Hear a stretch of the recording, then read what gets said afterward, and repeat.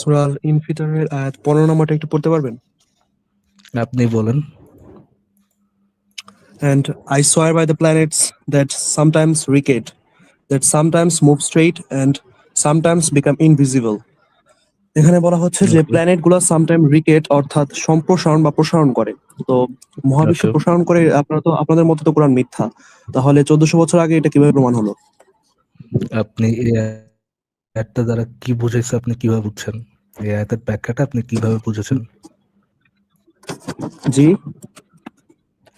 এই আয়াতের ব্যাখ্যাটা আপনি কোথা থেকে পড়েছেন বা কিভাবে বুঝেছেন? আমি নিজেই পড়ছি। আমি আসলে ক্লাস আচ্ছা, 8 এ পড়ি তো। তেমন একটা কোরআন নিয়ে পড়া হয় না আসলে। আমি ছোট থেকে কোরআন আপনাকে একটা মাঝে, মাঝে মিনিংটা দেখতাম। আমার কাছে একটা ইংলিশ ওকে, কোরআন আছে। তো তো এটা পড়ছিলাম। আমি তখন আরকি এটার মিনিংটা দেখলাম এমন। তো আচ্ছা। এটা জানার জন্য আমি আপনার আপনার কাছে আসছি। আপনার কি আপনার কি তাফসীর সম্পর্কে কোনো আইডিয়া আছে? তাফসীর জিনিসটা কি? না, আমি আগেই বলেছি আমি ক্লাস 8 এ পড়ি। তো পড়াশোনার চাপও এখন একটা বেশি আছে। আর যদি না তাফসীর পড়ার থাকে মতো তাহলে সময় ভাই হয় না। কোরআন এত পড়া হয়। ডিটেইল বলা ডুড, ডুড যতটুকু বলতেছি অতটুকু রেসপন্স করলেই হবে। তাফসীর জিনিসটা হচ্ছে Yes? কোরআনের ব্যাখ্যা গ্রন্থ। কি গ্রন্থ? কোরআনের ব্যাখ্যা গ্রন্থ। কোরআনকে কিভাবে বুঝবেন আপনি? এইটার ব্যাখ্যা গ্রন্থ হচ্ছে তাফসীর। কোরআনের যেকোনো একটা জি, জি, আয়াত জি, যে অবশ্যই। জি। আমি এই বিষয়টা জানি। তো আমি উত্তরটা আগে চাচ্ছিলাম। জি, একটু যদি চুপ করে আমার কথাটা শুনতেন তাহলে আপনি হয়তোবা উত্তরটা পেতেন। জি, জি, বিষয়টা বলুন। হচ্ছে কোরআন হচ্ছে তাফসীর, তাফসীর হচ্ছে কোরআনের একটা ব্যাখ্যা গ্রন্থ। কোরআনের এই একটা আয়াত দ্বারা কি বোঝানো হয়েছে সেটা কোরআনের সেটা হচ্ছে তাফসীরে বলা থাকে। নাও আপনার যদি কোরআন থেকে আপনি কোনো একটা লাইন পড়ে কোনো কিছু একটা বোঝেন, এটা যেকোনো কিছু হইতে পারে। আপনি আক্ষরিক ব্যাখ্যা আক্ষরিক অর্থ নিলেন যেইটা নেন যেই আপনি ব্যাখ্যাটাই নেন কোন একটা আয়াত থেকে যেই বুঝটাই আপনি নেন, ওই বুঝটা সঠিক বুঝ কিনা সেটা জানার জন্য আপনার যে জিনিসটা পড়া লাগবে সেটা হচ্ছে আপনার তাফসীর পড়া লাগবে। যে আপনি ধরেন কোরআন থেকে বুঝলেন যে কোরআনে মহা সম্প্রসারণের বিষয়ে কিছু একটা বলা আছে। মোহাম্মদ কি আসলেও মহা সম্প্রসারণ ব্যাপারে কোনো কিছু একটা বলছে কিনা? বা মোহাম্মদের সাহাবারা এই জিনিসগুলা কিছু বুঝছে কিনা? নাকি আপনার কোরআন সম্পর্কে ব্যাখ্যা মোহাম্মদ থেকে ডিফারেন্ট? এই জিনিসটা জানার জন্য কি করা লাগবে? আপনার তাফসীর পড়া লাগবে। আপনি আগে এই বিষয়ে আপনি আগে কোনো অনলাইন থেকে কোনো একটা তাফসীর নামান। যেকোনো তাফসীর হইতে পারে। আ ইবনে কাসির, জালালাইন তাফসীর এগুলা হইতে পারে। ক্লাসিক্যাল তাফসীরগুলো আপনি পড়তে পারেন। পড়ে ওই আয়াতের তাফসীরটা বের করবেন। বের করে দেখবেন যে আপনি যেই সায়েন্সটা খুঁজে পাচ্ছেন কোরআন থেকে, ওই সায়েন্সটা অ্যাকচুয়ালি মুহাম্মদের ১৪ গোষ্ঠী সাহাবা এরা কেউ বুঝেছে কিনা? আপনি কি আমার কথা বুঝতে পেরেছেন নাকি আমি আবার রিপিট করব? না, আপনি তফসিলের কথা বলছিলেন, কিন্তু আমি আপনার কাছে সরাসরি প্রশ্নটা করেছি যে I swear by the planets that আচ্ছা, recede. আমি প্ল্যানেট যা বলেছি রিকেট একটু করছে। আপনি রিকেট আমি যা অর্থটা জানেন? বলেছি আমি যে কথাটা বলেছি আপনি কি বুঝেছেন নাকি বিষয়টা জি, জি, জি, বুঝেননি? অবশ্যই। আপনি তফসিরের কথা বলেছেন যে আমি আমার একটু কোরআন সম্পর্কে জানার জন্য তফসির পড়তে হবে। কোরআন সাহাবী কি বলছে, নবী কি বলছে এটা জানতে হবে। তবে আমি সরাসরি আপনাকে মিনিংটা জিজ্ঞেস করছি।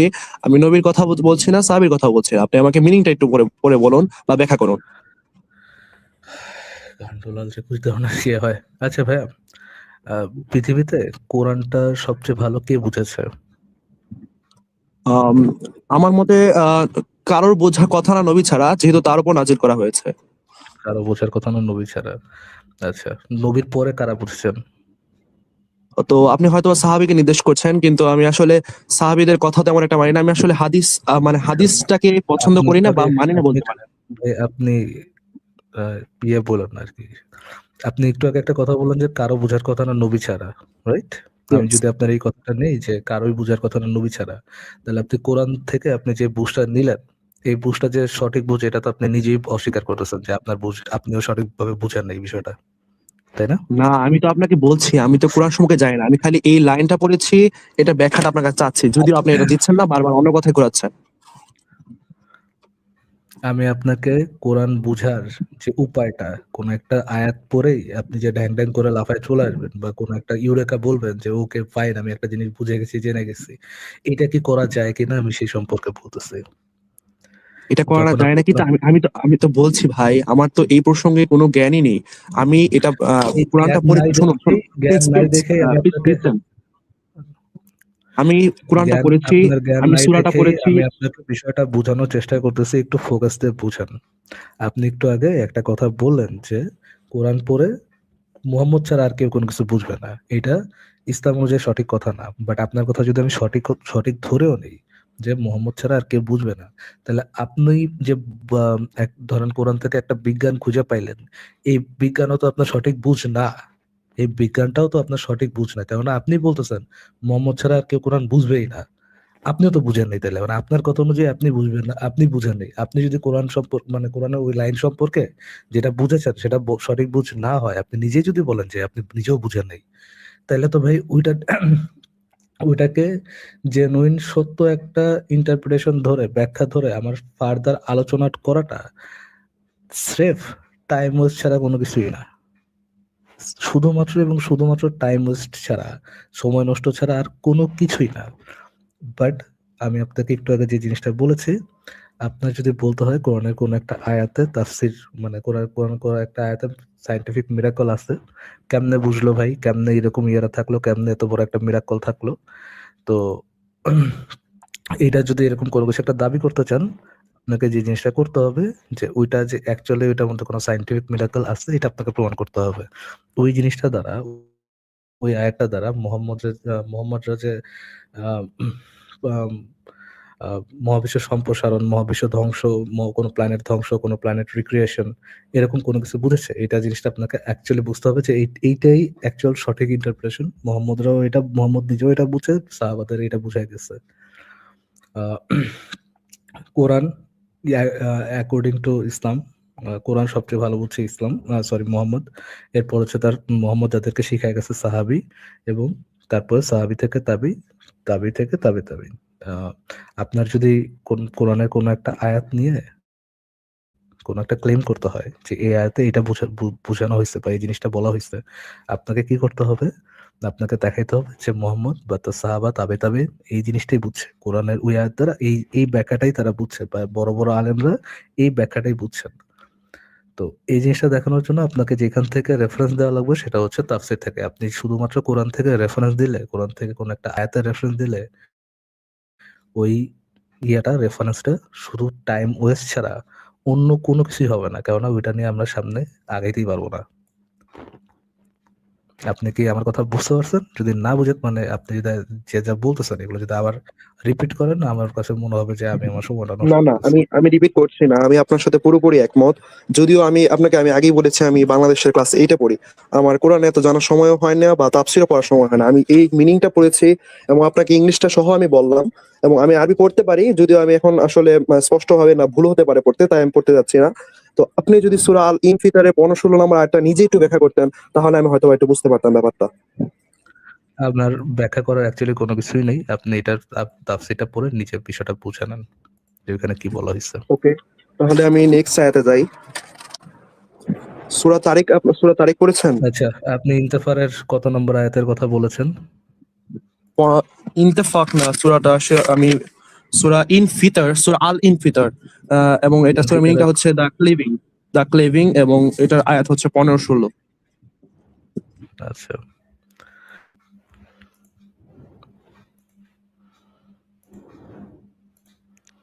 আচ্ছা, এইটা হচ্ছে 15 নম্বর আয়াত, 82 নম্বর সূরার 15 নম্বর আয়াত দেখা যাচ্ছে। জি, দেখতে পাচ্ছি। আচ্ছা, এখানে 14 নম্বর আয়াত থেকে যদি আমরা যাই, আর নিশ্চয় অন্যায়কারীরা থাকবে প্রজ্বলিত আগুনে বা জাহান্নামে, তারপরে কি বলা, তারা সেখানে প্রবেশ করবে প্রতিদান দিবসে। ওকে, আম, কর্মফলের দিন তাদেরকে ওখানে প্রবেশ করানো হবে।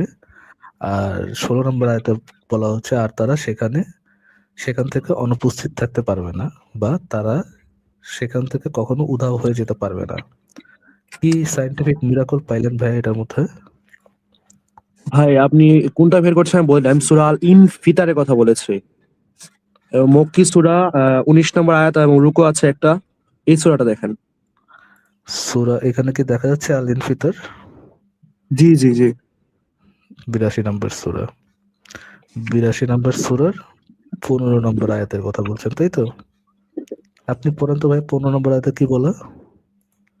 আমি পড়বো, জি, আমার বই থেকে পড়বো, আমি তো কোরআনে একটা ইংলিশ কোরআনে বসছি, সেখান থেকে পড়বো। এখানে পড়েন স্ক্রিনে ভাই।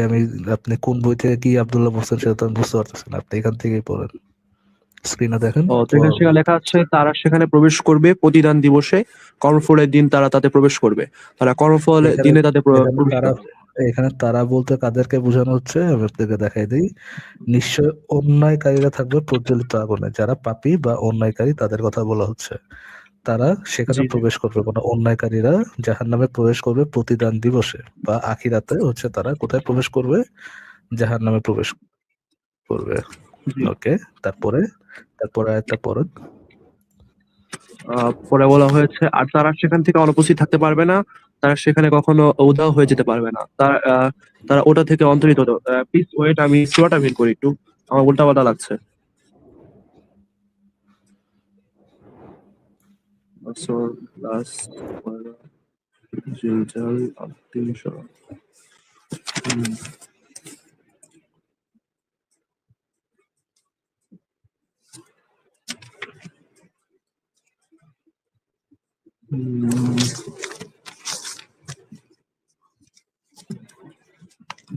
তো আসলে আমি এখানে যে সূরাটা দেখছি এটার সাথে ওটার কোনো মিলই পাচ্ছি না। আপনি আমি যে সূরাটা সূরাটা দেখতেছেন সেই সূরাটার নাম্বারটা কত? কত নম্বর সূরা? আমি একটা ইংলিশ কোরআন নিয়ে বসছি, সেটা সূরা আল ইনফিতার। এখন নাম্বারটা এখানে লেখা নাই, তবে এটার মিনিংটা হচ্ছে সূরা আল ইনফিতারের মিনিংটা দেখে দেওয়া আছে দ্য ক্লেভিং, এবং এটার 19টা আয়াত আছে। আচ্ছা, আয়াতটা আপনি এইটাই তো সেই সূরাটা ভাই। আপনি তাহলে এটা আমি আমি আমি এখান থেকে একটু মিনিংটা পড়ি। আই সোয়ার বাই দ্য এটা planets that sometimes rickets, that sometimes move straight and sometimes become invisible. এটা আপনি এই অনুবাদ কোথায় পেয়েছেন এটা? মানে প্রকাশনীটার নাম বলেন এটা তো? হচ্ছে সূরা আল কুরআনুল কারীম। এটা হচ্ছে Tarjama e Shaikhul Hind, the English translation of Tarjama e Shaikhul Hind. আচ্ছা, আপনার কি ইন্টারনেট তো চলে, তাই না? জি জি জি। quran.com নামক ওয়েবসাইটটা তো নাম শুনেছেন নাকি? জি জি শুনেছি। quran.com এ একটু আরেকটা ট্যাবে ঢুকে একটু ৮২ নম্বর সূরার ১৪-১৫ নম্বর আয়াতে চলে যান। আপনি নিজেই দেখেন যে এখানে কি আছে। জি quran.com তারপরে ৮২ নম্বর সূরা। আপনি আপনি চাইলে আমি স্ক্রিনে বের করতে পারি। জি। আমি আসলে এই বিষয়টা আই তেমন সোয়ার একটা বাই দক্ষ দ্য না, তো তাই প্ল্যানেট। বের করতে পারছি না। তাহলে আরেকটা আয়াত সম্পর্কে একটু জিজ্ঞাসা করতে চাই। না, না, এটা সেটা শেষ হচ্ছে না সূরা হওয়া পর্যন্ত এটা শেষ না হওয়া পর্যন্ত আমরা আরেকটা আয়াতে যেতে পারবো না ভাই। আপনি আগে এটা একটু ক্লিয়ার করেন আমাদেরকে যে আপনি যেটা আমি খুঁজতেছেন, আপনি যেই সূরা বলেছেন আমরা ফারাজ ভাই সেটাই বের করেছে। তারপর আপনি বলছেন যে এখানে ভিন্ন। তাইলে তো আপনি বের করে দেখান আমাদেরকে। না আমি quran.com আমি আপনি আপনার আরেকটা ট্যাবে খুলে আমাদেরকে একটু দেখান। আমি আসলে এই বিষয়টা তেমন একটা দক্ষ না, তো আমি কিভাবে না, বের না, করবো সেটা বুঝতে পারছি না। কোনটাতে দক্ষ না? আপনি ওয়েবসাইট আচ্ছা, ব্রাউজ করতে পারেন না? উনি Like, ওয়েবসাইট না, উনার কাছে এটা ব্রাউজ প্রথম করার পর কি করবো, মাধ্যমে কিভাবে রয়েছে। শেয়ার করবো, এটা পারি না আসলে। আচ্ছা ঠিক আছে, আমি নিয়ে আসছি। আচ্ছা, এখানে দেখা যাচ্ছে, স্ক্রিনটা দেখা যাচ্ছে। আচ্ছা, এটা হচ্ছে এটার আয়াত সংখ্যা কি 82 19? নম্বর, এটা আয়াত সংখ্যা কি 19? 82 নম্বর সূরা। এটাকে দেখা যাচ্ছে 82 নম্বর সূরার 1 নম্বর আয়াত দেখা যাচ্ছে। জি জি। আচ্ছা, এটা পরের সূরাটা কি সূরা মুত্তাফিফিন?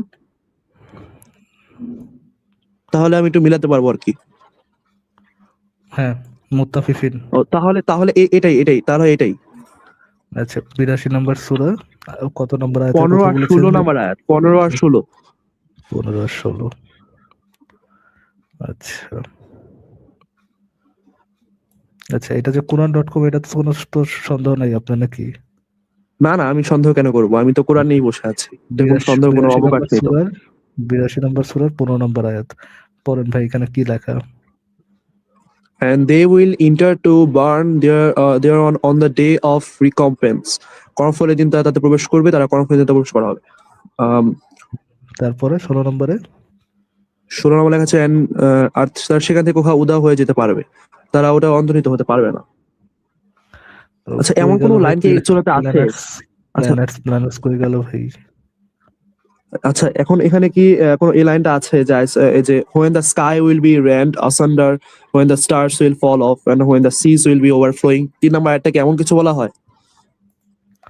এরকম 3 নম্বর এরকম একটা আয়াত কোরআনে আছে, আমি জানি এরকম কোরআনে এক আয়াত আছে যে এখানে বলা হচ্ছে যে শপথ আল্লাহ শপথ করতেছে যে হ্যাঁ, এইখানে and the তারকারা হুম, পড়ে যায়, ঝরে পড়ে। কারণ হ্যাঁ, হচ্ছে এই যে এটাই প্রাচীনকালে ভাই 2 নম্বর আয়াত, when the stars হ্যাঁ, fall scattering. হ্যাঁ, হ্যাঁ। জি, তাহলে আহ, এই সূরাটাই, ফারাজ ভাই এই সূরাটাই ফারাজ তাহলে। ভাই ফারাজ ভাই এই আয়াতটাতে যে জিনিসটা তাফসিরে যে জিনিসটা বলা আছে যে প্রাচীনকালের মানুষ দেখতো যে আহ, তারা খসা বলি না আমরা, আমাদের হুম, গ্রামাঞ্চলে তারা খসে যায় সেটা বলি না, সেটা তো আসলে এক ধরনের উল্কাপাত, তাই না? কিন্তু জি, জি। মোহাম্মদ আসলে এই জিনিসটা জানতো না। মোহাম্মদ ভাবতো যে আসলেই বোধহয় তারা খইসা পইড়া যায়। হ্যাঁ? আকাশে ঝুলা থাকে তারা। এটা মনে হয় মাঝে, মাঝে ঠাস করে খুইলা পইড়া যায় উপর থেকে। এই জিনিসটা মোহাম্মদ এবং তার সমসাময়িক আরব অঞ্চলের মানুষরা ভাবতো। যদিও গ্রিসে তার বহু ৫০০-৬০০ বছর আগে মানুষজন এই নক্ষত্র কি, উল্কা কি এগুলার পার্থক্য তারা বুঝতো। গ্রিসের মানুষরা বুঝতো। গ্রিসের যারা আ ছিলেন জ্যোতির্বিজ্ঞানী ছিলেন এবং যারা দার্শনিক ছিলেন, বিজ্ঞানী ছিলেন তারা মোহাম্মদের ৫০০-৭০০ বছর আগে থেকে এই জিনিসগুলা জানতো। কিন্তু মোহাম্মদের এই আইডিয়াটা ছিল না। সে ভাবতো আকাশ থেকে যখন তারা খসতেছে এটারে ভাবতো সে এটা মনে হয় আহ, তারাই আসলে মানে মানে নক্ষত্রই আসলে বিক্ষিপ্তভাবে ঝরে পড়তেছে। তখন এইগুলা দেখে সেই কোরআনের আয়াত ডাউনলোড করে ফেলাইছে যে যখন তারাকাগুলা ঝরে পড়ে সেইটা সেই মানে যেখানে ঝরে পড়ে সেই স্থানের কসম, এইভাবে আল্লাহ বেশ কয়েক জায়গাতে এই জিনিসটা বলা হয়েছে। এবং একই সাথে আরো যে জিনিসটা এইটার ব্যাখ্যাতে যে জিনিসগুলা বলা আছে যে আল্লাহ পাক নাকি আসমানে আহ ফেরেস্তাদের প্রথম আসমানে যে ফেরেস্তারা থাকে তাদেরকে তাকদীর পাঠান, হ্যাঁ, তো ভবিষ্যতে কি হবে সেটা লিখে পাঠান। তখন জিনেরা নাকি একটার উপরে একটা চড়ে, একটার উপরে একটা চড়ে চইরা নিকটবর্তী আসমান পর্যন্ত, মেঘের উপর পর্যন্ত কান পাইতা শুনতে থাকে ফেরেশতাদের ভিতরে কি কথাবার্তা হচ্ছে। এটা হয় তখন আল্লাহ কি করে এই তারাগুলাকে ছুঁড়ে মারে, মানে ক্ষেপণাস্ত্রের মতো ছুঁড়ে মারে জিনদের উপরে, শয়তান জিনদের উপরে। তখন নিচের যে জিনটা আছে সেই জিনটা ঠাস করে পড়ে যায়। তখন পুরা যে লম্বা লাইন ধরে যে তারা একটার উপর আরেকটা উঠছিল সেগুলো সব করে ধাম ধাম করে নিচে পড়ে যায়। এই আয়াতে সেই জিনিসটাই বলা হয়েছে।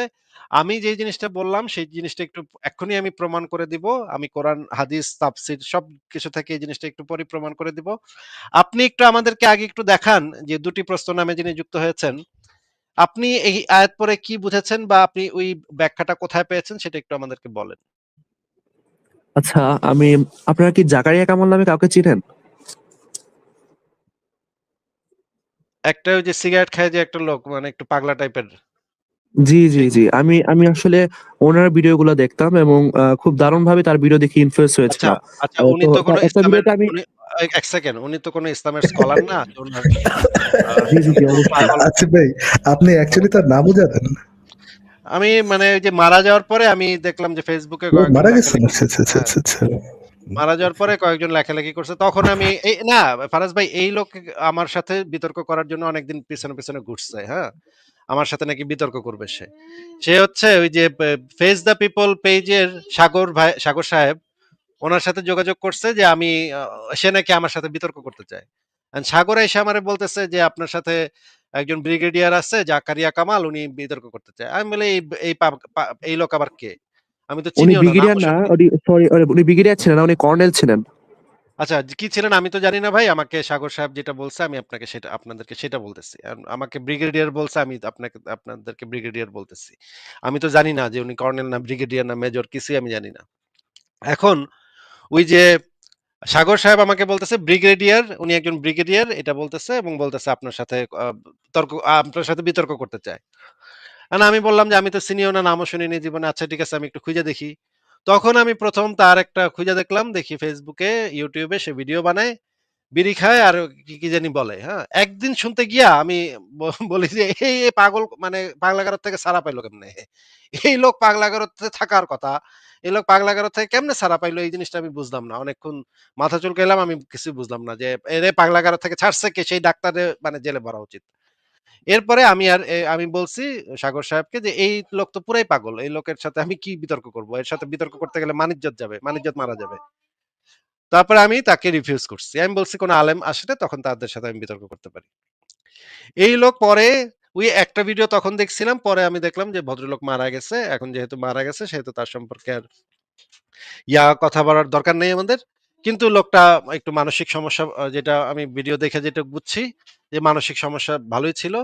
এবং পরে আমি তার মৃত্যুর পরে কয়েকটা ২-৩ টা ভিডিও আবার একটু ঘুইরা দেখলাম যে আসলে লোকটা কি বলতো শুনি তো। পরে দেখলাম যে আসলেই লোকটার মাথা পুরাই গেছিল, হ্যাঁ? হয়তো একা থাকতো, মানে নিঃসঙ্গ জীবনযাপন করতো। এইজন্য পুরাই মাথাটা আউলায় গেছে। সে কোরআনের কি থেকে কি বানাইতো, কোত্থেকে কি বানাইতো, ভাই কিসের সাথে কি মিলাইতো? এটার কোনো আগাও নাই, এটার কোনো মাথাও নাই, কিচ্ছু নাই। সে মানে ক্লাসিক্যাল যে তাফসীর গুলা সেগুলা সম্পর্কে সে কিছুই জানে না। মানে ইবনে কাসির, তাবারি, তারপরে আমি কি একটু কথা কুরতুবী। বলতে পারবো? আমি এখন কথা বলতেছি ভাই, একটু ধৈর্য ধরে শোনেন। সে জীবনে কোনোদিন এই তাফসীর-টুফসীর কিছু পড়ে নাই জীবনে, হ্যাঁ? সে হচ্ছে কোরআন হয়তো ইংরেজিতে পড়ছে। ইংরেজিতে পইড়া তার কাছে মনে হইছে যে এখন তো এটারে সত্য প্রমাণকরণ লাগবো। কোনোভাবে তেনা-তেনা পেঁচায় এটার সাথে কোনোটার সাথে কোনোটা মিলাই দিতেছে। এবং সেটা যাচ্ছে তাই ভাবে। কোনো আগা নাই মাথা নেই। যে দেখা যাচ্ছে মুহাম্মদ বলছে এক কথা, সে কইছে পুরো উল্টা কথা। এই জাকারিয়া কামাল কইছে মুহাম্মদের পুরো অপোজিট কথা। এখন কোরআনের ব্যাখ্যা হিসেবে আমরা কি মানে বাংলাদেশের একটা লোক, যেই লোক আরবি সম্পর্কে কিছুই জানে না, তার থেকে ব্যাখ্যা নিব নাকি মুহাম্মদের থেকে ব্যাখ্যা নিব? অবশ্যই মুহাম্মদের থেকে ব্যাখ্যা নিব। তে এইগুলার আসলে মানে এইগুলা নিয়ে কথাবার্তা বলাটা অর্থহীন এবং সময় নষ্ট। হ্যাঁ, ২ টি প্রশ্ন ভাই, আপনি কি বলতে চান বলেন? আচ্ছা, উনি ওনার কথাটাই বলছিলাম, যেটা উনি একটা ভিডিওতে বলছিলেন যে আসলে তিনি হাদিসকে অনুসরণ করেন না। কারণ মহানবী সাল্লাল্লাহু আলাইহি সাল্লাম নাকি হাদিসকে পুড়িয়ে গিয়েছিলেন। এবং এটার এগুলো ভুল আগে কথা। আমি এগুলো একটু ভুল শেষ কথা করি। ভাই। এগুলো ভুল আচ্ছা, কথা আমি তো। একটু বলি। এগুলা ভুল বললে আমি শেষ করবেন কিভাবে? ভুল বললে শেষ করবেন কিভাবে? এগুলো তো না, ভুলভাল ঠিক কথা। আছে, ঠিক আছে। এই লোক ঠিক ইসলাম আছে। সম্পর্কে কিছু জানে না। ১ সেকেন্ড, ১ জি, সেকেন্ড। জি, জি, এই লোক জি, ইসলাম জি, জি। সম্পর্কে কিছু জানে না মাত্র, কোনো আইডিয়া নাই। ইসলাম সম্পর্কে বিন্দুমাত্র কোনো জ্ঞান নাই, কোনো আইডিয়া নেই। এজন্য যাদের এটা নাই তারাই কথা বলে। আপনি যেকোনো একজন আলেম, মানে বাংলাদেশের সবচাইতে থার্ড ক্লাস আলেমের কাছে গিয়েও জিজ্ঞেস করেন জাকারিয়া জি, কামাল এটা হতে পারে, কইছে। হতে তাইলে দেখবেন সেই থার্ড ক্লাস আলেমও মনে করেন আপনার জুতা দিয়ে বাইরাবে এই কথা শুনলে। যে এই রকমের বলদের মতো কথা কিভাবে কেউ বলে। হ্যাঁ? এটা হচ্ছে একেবারে মানে খাস বলদের মতো কথা। কারণ এই লোকের কোনো জ্ঞান নেই দেখে এই কথা বলছে সে। আপনি যেটা বলতেছেন মুহাম্মদ পুড়ায় জি, ফেলতে বলছে, হাদিস পুড়ায় ফেলতে বলছে। আপনিও আসলে কিছু জানেন না ইসলাম সম্পর্কে, এইটাই প্রমাণ হয়। আপনি যদি সেটা জি, নিয়ে জি, আলোচনা সত্য। করতে এটা চান এটা সত্য। আ আপনি যদি আমি সেটা নিয়ে আলোচনা আমি করতে চান আসলে আপনি যদি সেটা নিয়ে আলোচনা করতে চান যে মোহাম্মদ পুড়ায় ফেলতে বলছে কি বলে নাই, তাহলে আলাদাভাবে সেই প্রশ্ন উত্থাপন করেন। আমি সেটা নিয়েও জি, আলোচনা করতে পারি ইনশাআল্লাহ। এবং সেইটার রেফারেন্স গুলো আমি আপনাকে দেখাতে পারি। যেগুলা জি, বিভিন্ন জায়গাতে বর্ণনা করা আছে। সবচাইতে অথেন্টিক রেফারেন্স গুলাই আমি বের করে আপনাকে দেখাবো। কিন্তু আমি আগেই বলে দিচ্ছি, এগুলা হচ্ছে নিরেট গাধামি। এগুলা আসলে আলোচনার যোগ্য না। এই সমস্ত আর্গুমেন্ট, এই সমস্ত কথা, এগুলা আলোচনার টেবিলে আসারও যোগ্য না। এগুলা টঙের দোকানে গিয়ে আপনি বলতে পারেন। এলাকার যে মানে চা বিড়ির দোকান আছে ওইখানে গিয়া কয়েকটা রিক্শাওয়ালা, মুদির দোকানদার, এদের সাথে গিয়ে এগুলা বলতে পারেন। তারা এগুলা হয়তো মানে আপনাকে খুব বাহবা দিবে। ওয়াও! ফ্যান্টাস্টিক কইছে তো। আমাকে ওস্তাদে তো দারুণ কইছে। কিন্তু ভাই এটা কোনো একাডেমিক আলোচনাতে আসারই যোগ্য না এই সমস্ত কথাবার্তা। জি, জি। আমি আপনার কথার সাথে পুরোপুরি সহমত, এবং আপনি যেটা বলেছেন যে আসলে আমার ইসলাম সম্পর্কে জ্ঞান নাই। ওইটা আমি পুরোপুরি সত্য। কারণ আমি ক্লাস 8 এ পড়ি। বুঝতেই পারছেন আমি অনেক বেশি ছোট। ইসলাম সম্পর্কে তেমন একটা জানি না। তবে কিছু জিনিসপত্র আমি পড়ছিলাম, এবং তার ভিডিওগুলো যখন আসলো তখন কয়েকটা আমি দেখলাম। এরপরে হচ্ছে আমার ক্লাস 8 এর যে ধর্ম বইটা, সেখানে ওমর বিন আব্দুল আজিজ নামক একজন ব্যক্তির কথা বলা হয়েছে। তো সেখানে একটা লাইন ছিল যে হাদিসগুলো আ যখন মানে হারাতে শুরু করে, তখন ওমর বিন আব্দুল আজিজ এগুলো আবার সংকলন শুরু করেন। তখন আমার মনে একটা প্রশ্ন আসলো যে আসলে হাদিস কেন হারাবে? মহানবী সাল্লাল্লাহু আলাইহি সাল্লাম যদি সেটা বলে যান, তাহলে সেটা তো সেই সময় থেকে সংরক্ষণ করার কথা। তো তখন আবার ওমর বিন আব্দুল আজিজ কেন আবার সেগুলো সংরক্ষণ করা শুরু করবে? তাও মহানবী সাল্লাল্লাহু আলাইহি সাল্লামের মৃত্যুর বেশ কয়েক বছর পর। তো এই প্রশ্নটা উত্থান হওয়ার পরেই মনে হয় আমি সার্চ দিয়েছিলাম। তখন জাকারিয়া কামাল ভিডিওটা আসে। তখন তিনি বললেন যে আসলে হাদিসগুলা মহানবী সাল্লাল্লাহু আলাইহি সাল্লাম নিজেই বলে পুড়িয়ে গেছেন। কারণ এগুলো নাকি কোরআনের সাথে সাংঘর্ষিক হতে পারে বেশ কিছু ক্ষেত্রে। এবং যেহেতু সে সময় মানুষজন মুখস্থ বিদ্যায় বেশি পারদর্শী ছিল, এবং মহানবী সাল্লাল্লাহু আলাইহি সাল্লাম তো আসলে তার শিক্ষা ছিল না, তিনি লিখতে পারতেন না। তো তিনি মুখস্থ করাটাই বেশি প্রেফার করতেন। তো মুখস্থ করার ক্ষেত্রে তিনি মুখস্থ করাটাই মানুষ প্রেফার করতে মানুষকে বলতেন, এবং তার সাহাবীগণও মনে হয় বেশিরভাগ মুখস্থই করেছেন। তো মুখস্থ করার ক্ষেত্রে ২ টা সাংঘর্ষিক হতে পারে, বা হাদিস এবং কোরআনটা মিলে যেতে পারে। এটার আশঙ্কা মহানবী সাল্লাল্লাহু আলাইহি ওয়াসাল্লাম করেছিলেন, এবং তিনি মৃত্যুর পূর্বে নাকি হাদিসগুলো পুড়িয়ে যান। এবং পুড়িয়ে যাওয়ার পরে আচ্ছা, হয়তোবা এই যে ওমর মৃত্যুর বিন পূর্বে আব্দুল আজিজের সময়। মৃত্যুর পূর্বে মৃত্যুর পূর্বে তিনি হাদিসগুলো পুড়িয়ে যান। এই তথ্যটা কি আপনি না, আমাদেরকে না, না। রেফারেন্স সহকারে না, না, একটু আমি তো কথাটা এটা শুনেন ভাই, কথাটা একটু শোনেন জি, ভাই, জি, জি। কথাটা একটু শোনেন। মৃত্যুর আগে মোহাম্মদ হাদিসগুলো পুড়িয়ে যান। জাস্ট এই কথাটা যদি আপনি কোনো অথেন্টিক রেফারেন্স থেকে আমাকে বের করে দেখাতে পারেন, তাহলে আপনার সমস্ত বক্তব্য, আগের যে বক্তব্য বলছেন, পরের যে বক্তব্য এখনো বলেন নাই, সব বক্তব্য আমি মেনে নিব। দেন। না, আমি তো আপনার সাথে বলছি ভাই, আমার তো সেরকম জ্ঞান নেই। আমি ক্লাস 8 এ পড়ি, এটা আমি বারবারই বলছি। তো আমি আপনি তো এটা একটা জাকারিয়া, নলেজ ক্লেম তো করছেন ভাই। যদি না জ্ঞান নলেজ না ক্লেমটা থাকে। আমি কিভাবে করছি, আমি জাকারিয়া কামালের ভিডিওটা দেখেছিলাম, তো সেই বিষয়ে আপনাকে প্রশ্ন করছিলাম যে আসলে এই বিষয়টা কতটা সত্য হতে পারে। আর আচ্ছা। যদি তাহলে আপনি হাদিসগুলো তাহলে আপনি হারিয়ে যেত। এমন ভাবে বলেন, কথাগুলা কিন্তু নলেজ ক্লেইমের মতো মনে হচ্ছে। আপনার যে টোন, সে টোন থেকে মনে হচ্ছে যে আপনি জানেন এই বিষয়ে, আপনি এই বিষয়ে বক্তব্যটা দিচ্ছেন।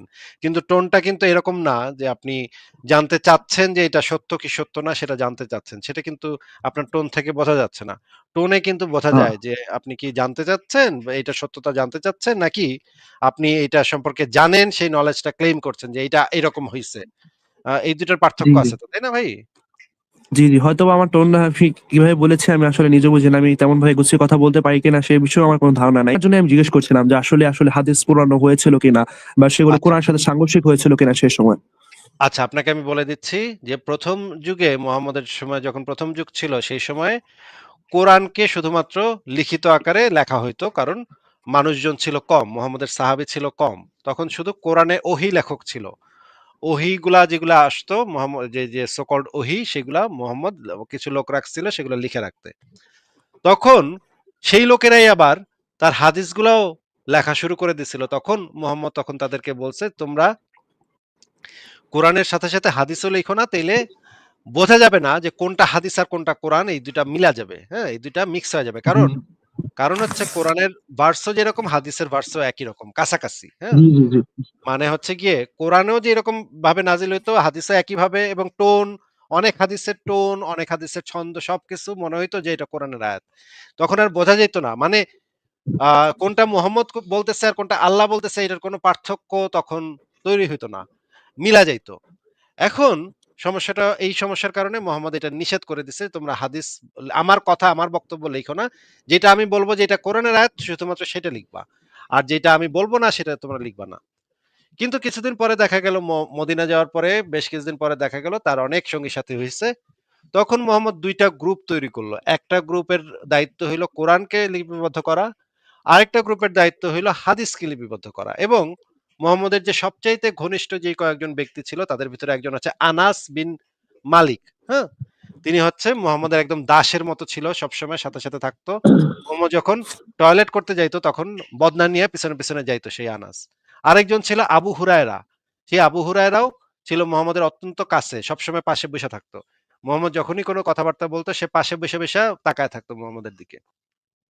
এই দুইজনকে মোহাম্মদ হাদিস লিখতে বলছিল স্পেশালি, এবং এরা দুইজন হাদিস লিখে রাখতো, এবং তারা একজন একটা কাগজে লিখে রাখতো। আনাস যে সে একটা কাগজে লিখে রাখতো। পরবর্তী সময়ে আনাস বলতেছে যে আমরা দুইজনই মোটামুটি হাদিস টাদিস লিখে রাখতাম। এর ভিতরে আহ, ও লিখে রাখতো আর আমি মুখস্থ করতাম। আমি আবু হুরায়রা, আমি মুখস্থ ভালো পারি, আমি মুখস্থ করতাম। এই জিনিসগুলা মোহাম্মদকে একবার সে এসে জিজ্ঞাসা করছে যে আমি হাদিসগুলা লিখে রাখি, আমি কি হাদিসগুলা লিখে রাখতে পারি? তখন মুহাম্মদ বলছে, হ্যাঁ, সেই সত্তার কসম যার হাতে এই জীবন, আমার মুখ থেকে যা বাইর হয় তার প্রত্যেকটা কথা সত্য, তুমি এগুলো লিখে রাখো। তখন তাকে সেই হাদিস লেখার অনুমতি দেয়া হয়েছে। হাদিস লেখার অনুমতি পরবর্তীতে দেয়া হয়েছিল। আপনি যেটা জানেন, আপনি যেটা শুনেছেন সেটা হচ্ছে একটা খণ্ডিত বক্তব্য। সেটা ১ম যুগে যখন, মানে মুহাম্মদের সাহাবীর সংখ্যা কম ছিল সেই সময়ের কথা আপনি জানেন।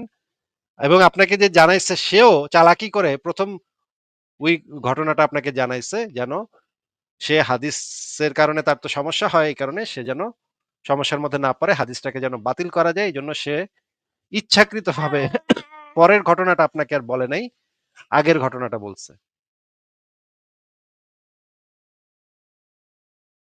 আপনি আমাকে হ্যাঁ, আপনি করে না বললে পারেন, কারণ আমি আপনার থেকে অনেক বেশি ছোট হব। আপনি তুমি করে বললে আমি বেশ খুশি হব। তো আমি প্রশ্নটা করতে পারি? আমি আপনি সবাইকে আপনি করে বলি। একমাত্র আমার মানে একদম পরিবারের সদস্য ছাড়া সবাইকে আমি আপনি করে বলি। আ আপনি যদি সেই বিষয়ে রেফারেন্স জি, গুলা জি। দেখতে চান, তাহলে আপনাকে রেফারেন্স গুলা বের করে দেখাতে পারি। আপনি ভালো হয় যে আপনি না যদি ধন্যবাদ, ধন্যবাদ। সংশয়.com এ ঢুকে আমি বিশ্বাস করেছি। না, আমি না আপনার কথায় আমরা বিশ্বাস চাই না করেছি। সমস্যা নাই। কোন আমরা প্রমাণ চাই না লাগবে না। আমরা চাই না কেউ আমার কথা বা কারো কথা বিশ্বাস করুক। আমরা সবসময় চাই আপনি যেটা শুনবেন সেটা নিজে বই ঘেঁটে যাচাই করে দেখবেন যে আমি যেই জি, জি, জি। রেফারেন্সটা দিয়েছি অবশ্যই। সেটা ভ্যালিড রেফারেন্স কিনা, সেটা সঠিক কিনা, সেটা সত্য কিনা, আমি কি বানায় কিছু বলছি কিনা, বা আমার বক্তব্যটা আবারও বারবার ভেরিফাই করবেন। আপনার কাছে তো জি, ChatGPT আছে। ChatGPT, Grok, Gemini জি, জি, জি, এগুলো তো আছে নাকি? জি, জি, জি আমি যেই আছে। কথাগুলা বললাম, সেই কথাগুলা আজকে রাতে আপনি এই ChatGPT বা এইগুলাকে গিয়ে জিজ্ঞেস করবেন যে, "আমাকে একজন বলল এটা। এই বিষয়ে তুমি কি বলো?" তখন দেখবেন সে জি, আপনাকে অবশ্যই। উত্তর দিবে। সেটার সাথে ভেরিফাই করবেন আমার কথা। কখনো কারো কথা অন্ধভাবে বিশ্বাস করবেন না। না অন্ধভাবে সেটা তো বিশ্বাস অবশ্যই। করাটার বিরুদ্ধেই আমরা কাজ করি। যেন কেউ কোনো কথা অন্ধভাবে বিশ্বাস না করে, সেটাই আমাদের মূল কাজ। আমাদের আ আ মানে আলাপ আলোচনার মূল কাজই হচ্ছে এইটা, যেন কেউ কাউকে অন্ধভাবে বিশ্বাস না করে। আপনি যদি আমার লাইভে এসে বলেন যে, "ভাই আপনার কথা আমি বিশ্বাস করছি, লাগবো না।" তাহলে সেটা না, আমাদের না। মূলনীতির বিরুদ্ধে যায়। আমাদের মূলনীতিই হচ্ছে আপনি যেন নিজে যাচাই করে দেখেন। হ্যাঁ, বলেন আপনার কি কোনো আপনি কি রেফারেন্স গুলো জি। দেখবেন নাকি নিজে পড়ে নিবেন? না আমি অবশ্যই আজকে রাতের ভেতরে চেষ্টা করব পড়ার।